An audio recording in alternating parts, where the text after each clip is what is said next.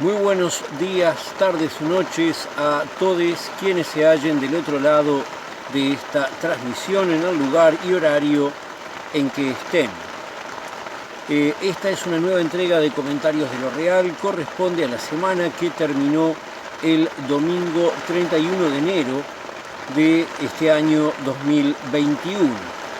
Por razones de fuerza mayor la estoy grabando hoy en la mañana del lunes 1 de febrero, pero vamos a hacer de cuenta que estamos ayer. Las cosas que yo he leído de noticias de hoy no van a estar incluidas en este resumen, van a ir para la semana que viene. Empecemos.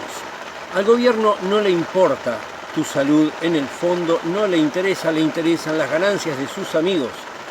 ¿Cómo podemos saber eso? Bueno, hay una normativa nacional que implica que todos los alimentos que tienen un exceso de sodio, un exceso de azúcar o de otras cosas, tienen que decir tiene exceso de tal cosa en unos muy bonitos octógonos puestos frontalmente de forma que todo el mundo los vea. Este gobierno sacó un decreto por el cual flexibilizó la cantidad de azúcar que puede ser entendida como excesiva. Vale decir, vas a estar comprando una cosa que tiene exceso de azúcar y no lo va a decir, por lo cual no vas a poder cuidar tu salud. Vas a decir, no, esto debe estar bien, no dice exceso de azúcar. Bueno, esto afecta sobre todo a productos lácteos, yogures, postres y demás, que son productos que se los damos a los niños, no solamente los comemos los adultos, y que no van a estar aclarando cuáles tienen exceso de azúcar en forma correcta de acuerdo con los estándares internacionales. ¿Por qué razón lo hacen? Y para que sus amigos los empresarios vendan más. Es la única realidad de este tema. Vamos a seguir con las demás noticias, que algunas son bastante dispersas y otras están muy focalizadas.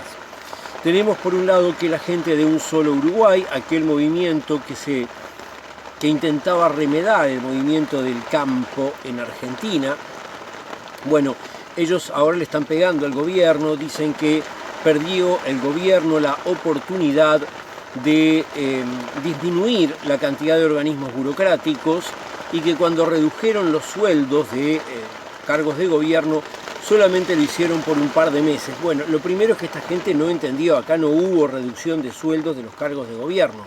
Acá lo que hubo fue un impuesto aplicado a las personas que estaban en cargos de gobierno, en cargos legislativos, etc. Impuesto que se extendió por 2 meses para ir a parar a las arcas del llamado Fondo Coronavirus para enfrentar la emergencia sanitaria. Por lo cual acá nunca hubo una baja de los niveles de ingresos de los jerarcas. Eso es lo primero. Esta gente sigue sin entender la realidad en la que vive. Cuando piden disminuir, bueno, piden achicar el tamaño del Estado, en definitiva, porque ellos lo que quieren es que no haya quien los controle para poder hacer lo que les guste como buenos terratenientes que son. Siguiente tema. Tenemos que la gente de Veraca, la iglesia también identificada como Misión Vida, regida por el pastor Márquez, que tiene un par de yernos en lugares destacados de la coalición de gobierno. Este grupo sacó hace un tiempo unos videos invitando a formar parte de los guerreros de élite de Dios. Unos videos con una retórica militarizante, con imágenes militarizantes y que son preocupantes, sabida cuenta de que en otros países realmente se han formado grupos paramilitares de tipo religioso. En el caso de Brasil es conocida la célebre coalición de las 3 B largas: Bala, Fuerzas Armadas; Biblia, los grupos pentecostales o mal llamados pentecostales, que son en realidad negocios disfrazados de iglesias; y Vaca, que en portugués va con B larga.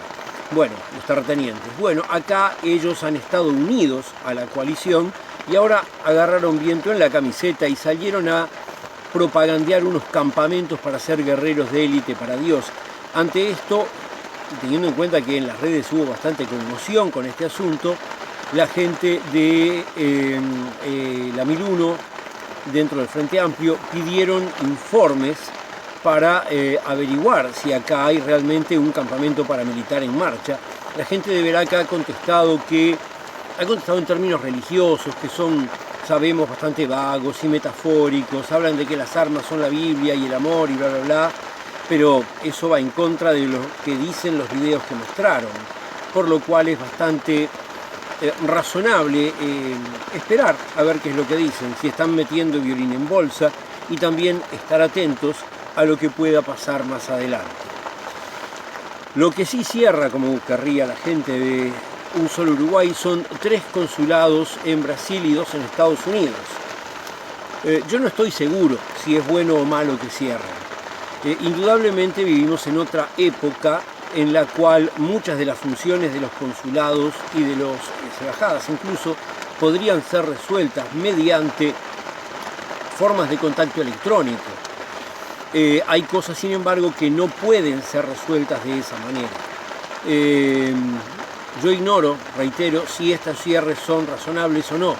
Para que sean razonables tiene que haber una forma ya instalada de hacer lo mismo que ellos hacían a través de internet, y que esa forma sea realmente accesible, por un lado a los uruguayos que puedan vivir ahí, y por otro lado a los negocios que los uruguayos puedan hacer de exportación o de importación en esos lugares.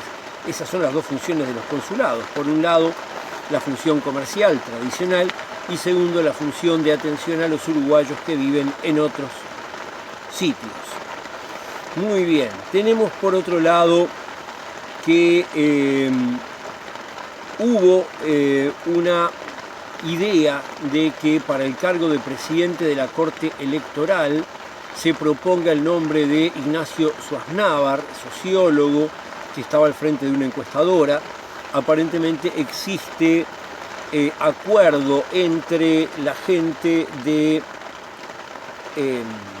la oposición y la gente del gobierno para que él vaya a ese lugar. Yo no conozco a Suaznavar, conozco solo su actuación profesional. Lo importante en el cargo de la Corte son 2 cosas: por un lado conocer bien la normativa electoral, y por otro lado ser una persona con un comportamiento personal que garantiza imparcialidad. Esperemos que tenga ambas características. Tal acuerdo oposición y gobierno da para pensar que es muy probable que sea así. Bueno, vamos ahora al tema de 2 temas bastante desagradables. Por un lado, la primer mujer víctima de femicidio en este año, que se encontró su cuerpo, que fue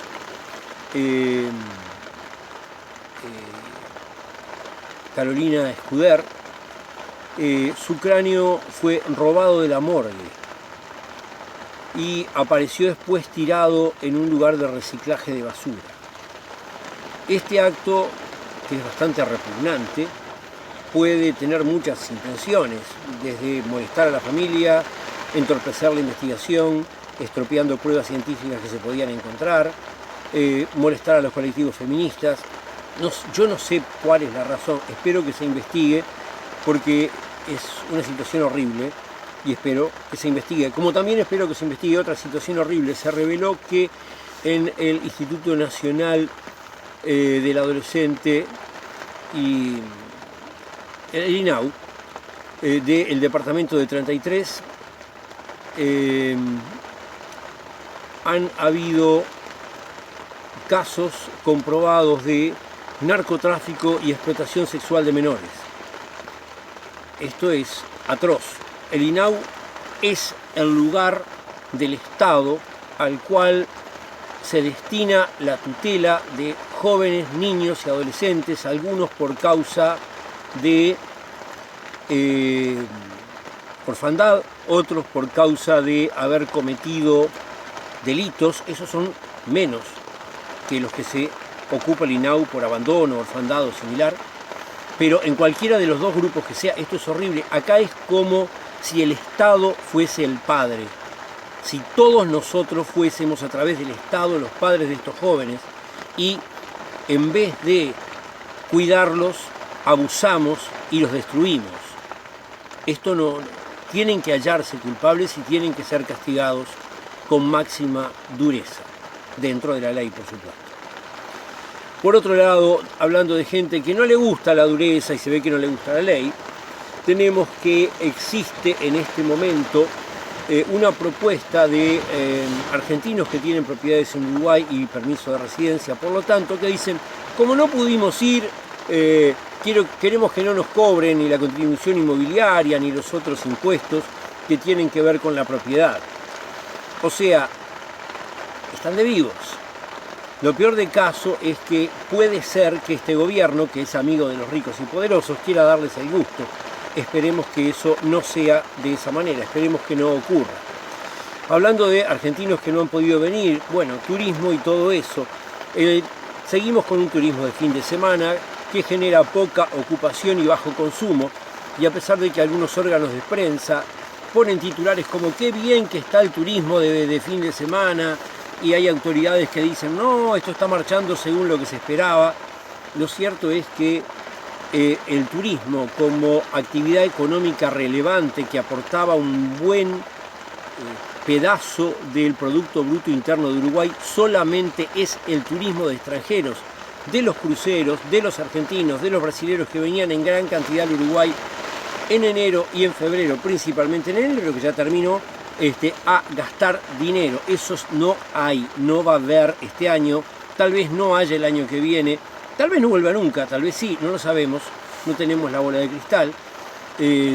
Conocemos, por ejemplo, declaraciones de directivos de Airbnb, que era una empresa internacional de turismo, que dice el turismo nunca va a volver a ser lo que fue.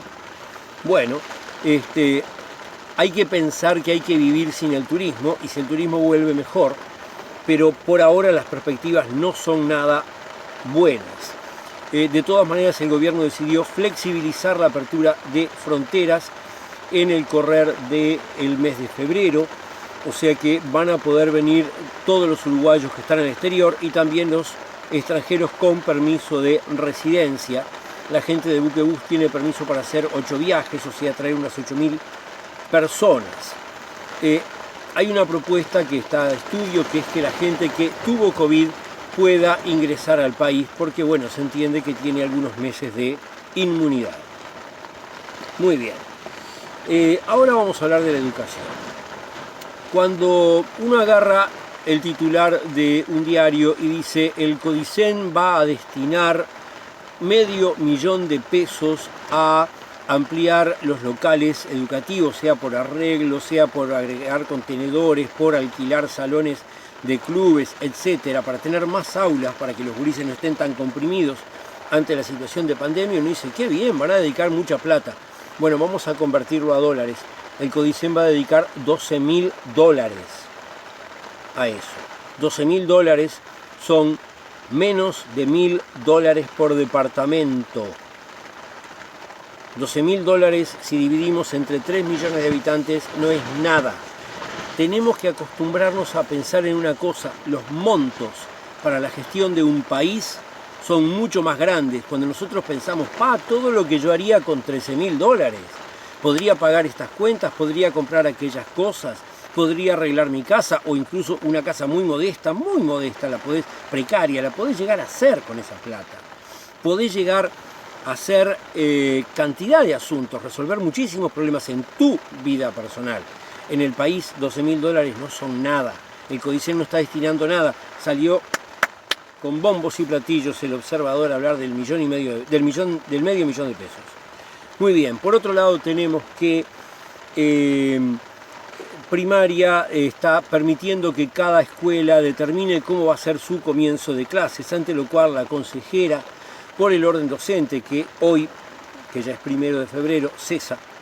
Ya eso se acabó por obra y gracia de la LUC, que dejó una persona sola por cada consejo, pero cuando estaba dijo que eso era un despropósito, que tenía que haber una coordinación central de todos los comienzos de clases para que la educación fuera unitaria, porque si no, lo que tenemos es una educación para los que están bien, para los que tienen más recursos, y una educación para los demás, y eso no está nada bien. Bueno, quien salió a respaldar esta postura también y hablar también en contra de que haya una eliminación de los consejos docentes fue la Federación de Magisterio, la cual dice que la eliminación de la representación docente es un abuso y una acción retrógrada. Esto ya me lleva a los temas que tienen que ver con los aspectos gremiales. Un poquito de agua. Bien, tenemos que, en temas gremiales, tenemos que los trabajadores de COPSA están reclamando porque hay persecución, hay falta de higiene en las unidades y en las terminales, y también están reclamando porque el BPS durante 2 meses no pagó los subsidios por desempleo, cosa que es muy grave, porque pensemos un poquito, los subsidios de desempleo no, surgió un subsidio, tenemos que pagarlo, no, el Estado sabe, paga todos los meses, además el Estado tiene la caja, entonces pagarle el subsidio por desempleo a los trabajadores, atender a los que necesitan porque se quedaron sin trabajo. Eso es una cuestión básica que se resuelve no yendo a firmar un cheque, no, se resuelve con el sencillo expediente de teclear unas teclitas en una computadora y aparece la plata en un lugar, se llevan unos expedientes digitales y sale. No, no lo hacen así. Estamos en el siglo XXI. Modernícense, no actúen con desidia, por favor. Bueno, esto es una cosa que no puede ser.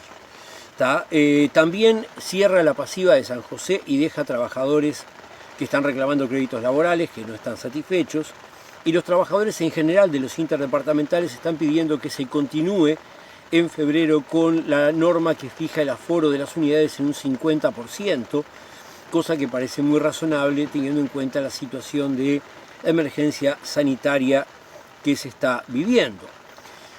Muy bien, vamos ahora a otro tema. El gobierno quiere quitarle el componente de biodiesel al gasoil que se vende. El gasoil que se vende en Uruguay tiene un tanto de gasoil, o sea, una forma de refinar el petróleo, y un tanto de biodiesel, o sea, un combustible producido a partir de orígenes vegetales. Se toman vegetales, se les da un tratamiento industrial, que yo no conozco cómo es, pero no importa, lo importante es que hay una parte que surge de una fuente renovable de la agricultura. Genera trabajo, genera industrialización, genera una producción local no dependiente de la importación de combustible y sobre todo contamina mucho menos que la mera extracción y utilización de combustible fósil.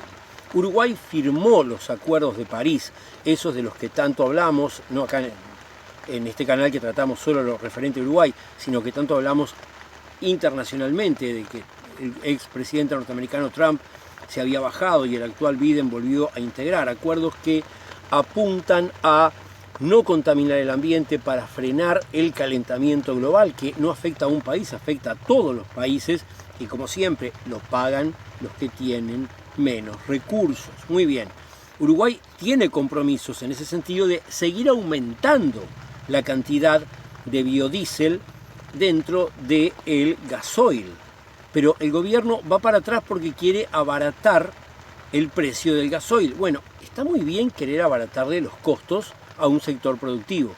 Es una idea válida, es correcta, pero ¿es correcto hacerlo a costillas de nuestro riesgo de ser sancionados por incumplir acuerdos internacionales? Porque si Uruguay incumple acuerdos internacionales, no es Estados Unidos que, bueno, seguimos negociando con Estados Unidos porque es... No, mirá, ese es el culpable, ese es el que no cumple, no le compramos, no le vendemos, le hacemos la guerra comercial o le hacemos el vacío internacional. Pueden hacernos somos recontra vulnerables, tenemos la obligación que si nos comprometemos a hacer algo, más allá del compromiso ético que existe, más allá de la preocupación ambiental que existe, tenemos hasta la preocupación de conveniencia. No nos conviene incumplir convenios internacionales de este tipo, que tienen que ver con el bien del planeta. Hay otros convenios internacionales que son menos relevantes, pero justo este, si querés beneficiar, gobierno de la coalición multicolor, a tus terratenientes que aportan, a tus industriales que aportan a tu campaña electoral para ganar pagando mucha publicidad en televisión, busca otro camino. Por favor, no toques el biodiesel. Bueno, y ahora sí vamos a las noticias que tienen que ver con el tema del coronavirus en Uruguay, que vamos a dedicarle un capítulo principal a lo de las vacunas, porque es de alguna forma el tema, uno de los temas estrellas de la semana. Pero bueno, vamos a ver también otras cosas vinculadas. Los laboratorios de la UDELAR que funcionan en el interior están saturados. En el interior de la República, la Universidad de la República tenía laboratorios para otros usos. Se prestaron, lógicamente, para su uso en revisar test sobre si la gente tiene o no coronavirus. Pero eso, en la medida que aumentan los casos, la capacidad del laboratorio es la misma, llega a un punto que se saturan. Los estudios demoran cada vez más. Ahora existen médicos que están diciendo que se están haciendo en el interior menos hisopados que los que serían necesarios por esta situación. Y promete, por otro lado, que se van a duplicar las capacidades de testeo. No aclara muy bien cómo. El Frente Amplio dice, bueno, hay que ver el presupuesto de ACE, porque todo esto sale plata, sea por la UDELAR, que pueda aumentar su capacidad en sus laboratorios, sale plata del presupuesto nacional que va a la UDELAR, sea directamente por ACE a través de otros laboratorios, sale plata, sea porque ACE instale laboratorios a grandes laboratorios o le pague a laboratorios privados nuevos o viejos o lo que sea, todo sale plata. La economía está en la base de todas las cosas. Cuando se dice hay que cuidar la salud es una gran verdad, pero cuidar la salud sale plata. Hay que averiguar cómo se paga todo esto. Muy bien. Por otro lado, otro asunto que tiene que ver con la enfermedad son los grupos negacionistas. Hay un grupo que se repite en muchos países, son independientes entre sí, pero la idea y la concepción es la misma. Se llaman Médicos por la Verdad, Médicos por la Vida, distintos nombres similares en distintos países.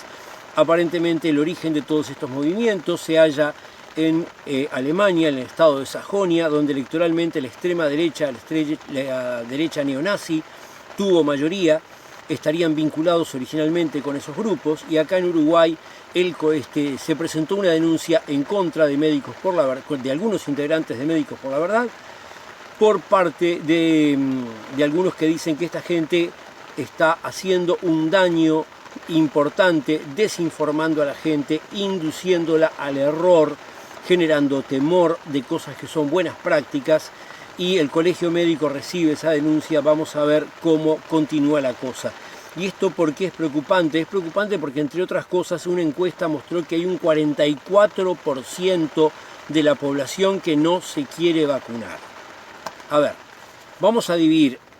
Yo no conozco la forma en que se hizo la pregunta. Cuando se ve una encuesta es importante saber cómo se preguntó, porque a veces el cómo se pregunta condiciona el resultado.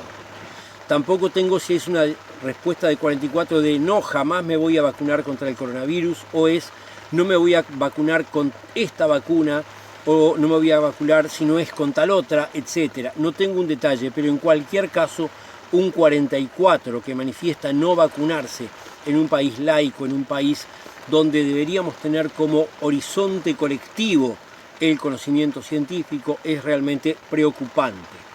Esto llevó a que referentes de todos los partidos estén invitando a que la gente se vacune. Es importante vacunarse, lo cual nos lleva al plan de vacunación de este gobierno y a la traída de los equipos necesarios. Bueno, hay unos biofreezers especializados que se compraron. Fue el avión Hércules a buscarlos a Estados Unidos.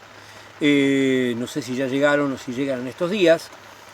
Son necesarios porque se compró la vacuna de Pfizer, que requiere un frío especialmente elevado.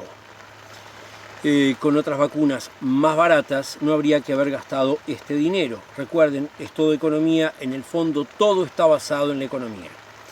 Bueno, ahora vamos a la vacunación. Tenemos que en la fase 1 hay una propuesta de, una decisión, mejor dicho, del gobierno de vacunar primero a la gente de la salud, a la gente de la educación y a las personas que viven en a las personas mayores que viven en los residenciales.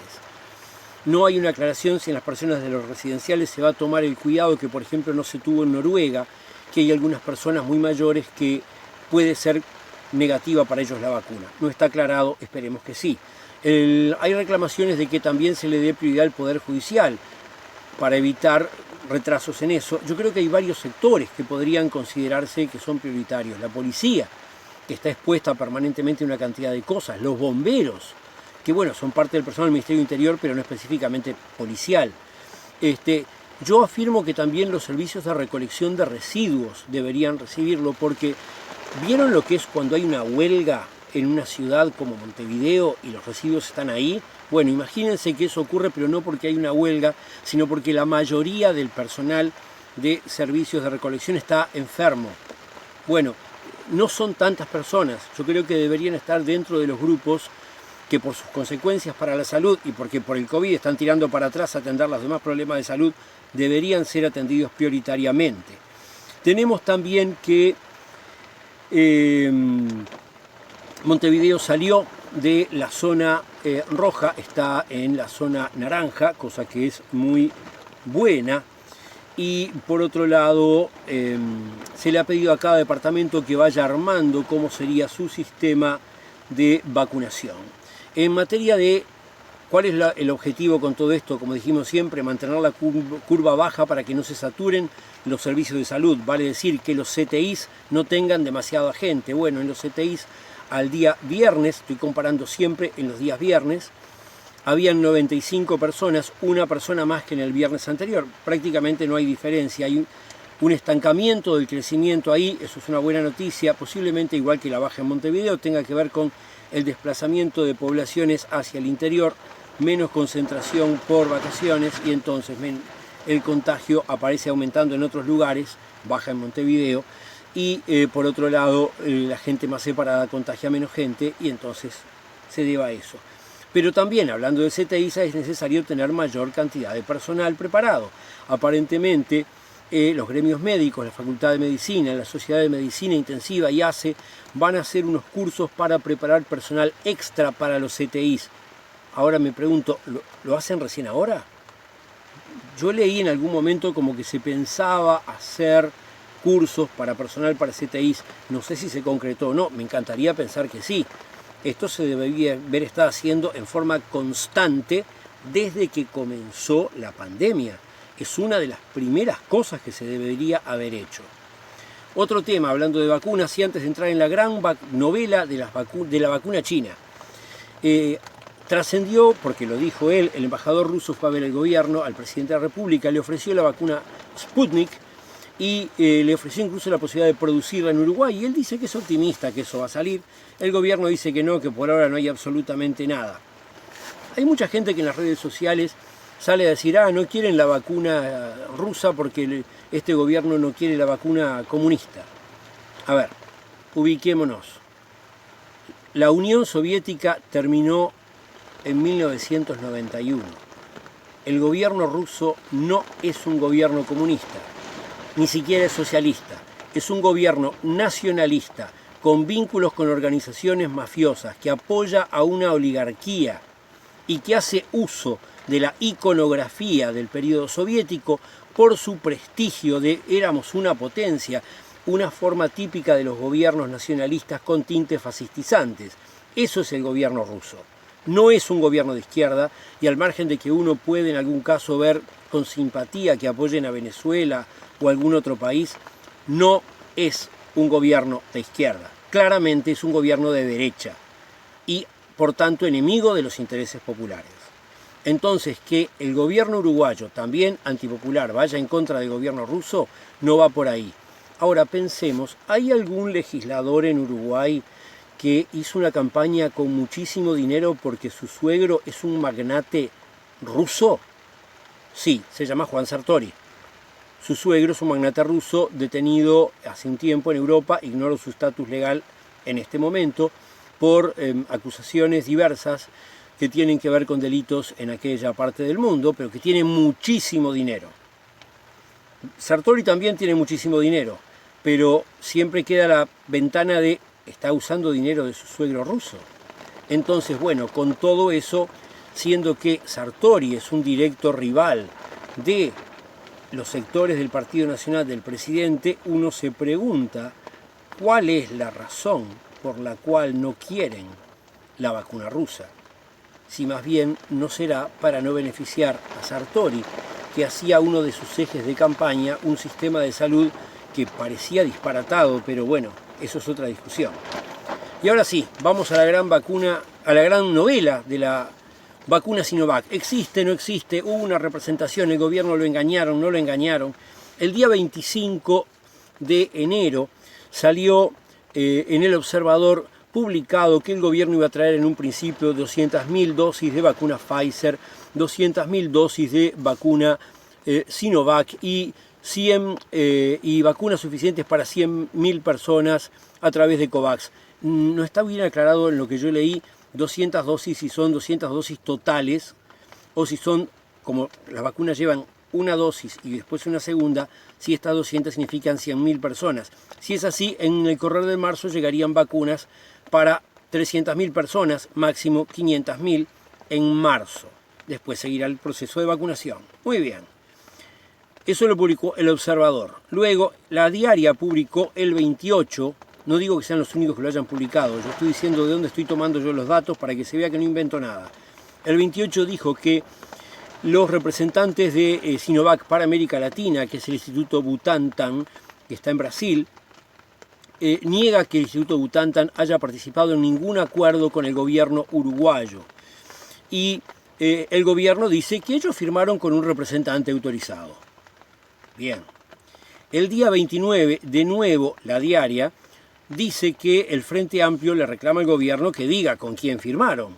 Hay lógicamente una preocupación por la autenticidad de lo que pasó. Ese mismo día, El País publica que el Instituto Butantan dice que están circulando documentos falsificados de autorización para negociar en nombre de Sinovac, la empresa privada china que produce la vacuna que se compraría. También esa publicación del País dice que Butantan lleva muy adelantadas las negociaciones con todos los países de Latinoamérica, excepto Uruguay y Colombia, con lo cual da la sensación de que Uruguay y Colombia no habrían negociado nada legítimo por esta vacuna. Si uno mira bien la redacción de la nota del País, está dicho ahí que Uruguay y Colombia pueden estar negociando directamente con China y que eso Butantan no lo dice ni lo niega. Ahora, el día 30, La Diaria, de nuevo, publica que el Instituto Butantan dice que Uruguay negoció directamente con Sinovac por 1.750.000 dosis de vacuna. De nuevo, no estoy seguro si estamos hablando de 1.750.000 personas o de unas 800.000 personas, contando 2 dosis por cada una, pero lo importante es que la negociación directa con China es real y existió. Digo esto porque yo veo muchas publicaciones en redes sociales diciendo, ¡oh, qué terrible esto! Gente que se apura. Esto no es una cosa para salir a ganarle al grito al gobierno. El gobierno está haciendo suficientes méritos, haciendo todo mal, en economía, en políticas sociales, en educación. Está haciendo una gestión tan mala que va a quedar a la vista de todo el mundo. Si hubieran hecho esto también, bueno, habría sido muchísimo más espantoso, pero salir a repetir noticias cuando todavía no están confirmadas no es buena idea. Conviene esperar un poquito y ver. En este caso, aparentemente el gobierno sí negoció con representantes correctos, aunque puedan haber representantes truchos por ahí. Y bueno, como ultimísimo detalle, porque me trajo mucha alegría, reabre Cine Universitario del Uruguay, que es el primer cineclub en el que yo fui socio, allá por el año 1976. Y bueno, un saludo muy grande a esa institución que tiene un lugar muy querido en mi corazón. También lo tiene Cinemateca Uruguaya, que es donde vi muchísimo más cine, pero Cine Universitario es como el primer amor cinéfilo para mí. Hasta la semana que viene.